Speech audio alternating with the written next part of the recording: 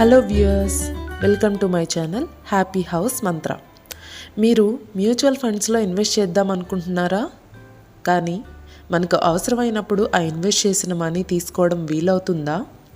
లేదా ఆ fund period 5 years or 15 years complete అయిపోయే వరకు వేచి చూడాలా?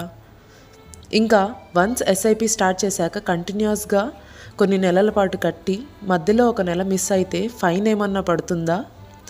ఇలాంటి సందేహాలన్నీ మీకు ఈరోజు వీడియోలో ఎక్స్ప్లెయిన్ చేయబోతున్నాను. మొదటిగా అసలు ఎస్ఐపి అంటే సిస్టమాటిక్ ఇన్వెస్ట్మెంట్ ప్లాన్.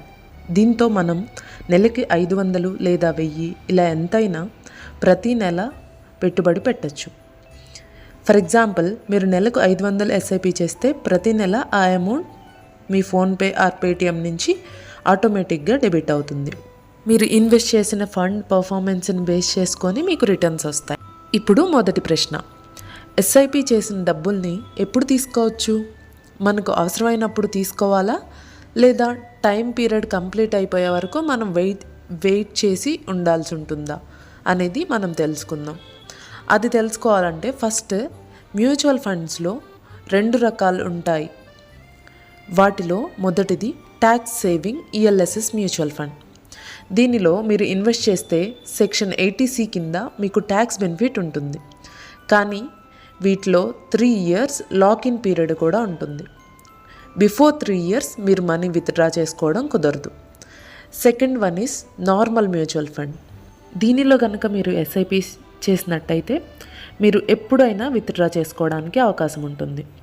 అయితే కొన్ని ఫండ్స్లో ఎగ్జిట్ లోడ్ ఉంటుంది. లోడ్ అంటే మీరు 1 year లోపు విత్డ్రా చేసుకుంటే మీరు ఇన్వెస్ట్ చేసిన అమౌంట్ మీద 1% ఛార్జ్ చేస్తారు. అందుకే ఫండ్ చూస్ చేసుకునేటప్పుడు ఎగ్జిట్ లోడ్ లేని ఫండ్ చూస్ చేసుకోండి.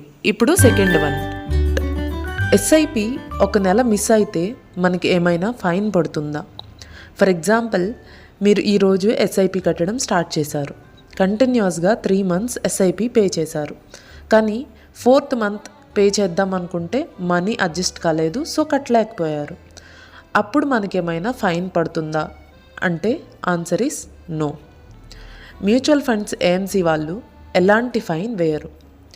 బట్ ఇక్కడ మీరు కనుక SIP auto debit option select చేసుకుంటే మీ బ్యాంక్ తగినంత అమౌంట్ అకౌంట్లో లేకపోతే ఆటో డెబిట్ టైంకి వాళ్ళు బౌన్స్ ఛార్జ్ వేసే అవకాశం ఉంటుంది. ఆ బౌన్స్ ఛార్జెస్ అనేవి అరౌండ్ 200 to 500 రూపీస్ ఉంటుంది. అది మీరు యూజ్ చేసే బ్యాంక్ అకౌంట్ మీద డిపెండ్ అయి ఉంటుంది. సో మీరు ఈ మంత్ మనీ లేవు, కట్టడం కుదరదు అనుకుంటే better remove your auto debit option. So మీకు ఎలాంటి ఛార్జెస్ కట్ అవ్వవు. ఇప్పుడు మీ డౌట్స్ అన్నీ క్లియర్ అయ్యాయి అనుకుంటున్నాను. ఇంకా మీకు ఏమైనా డౌట్స్ ఉంటే కామెంట్ సెక్షన్లో కామెంట్ చేయండి. ఇలాంటి వాల్యుబుల్ కంటెంట్ కోసం please do subscribe happy house మంత్ర. నేను మీ తేజస్విని.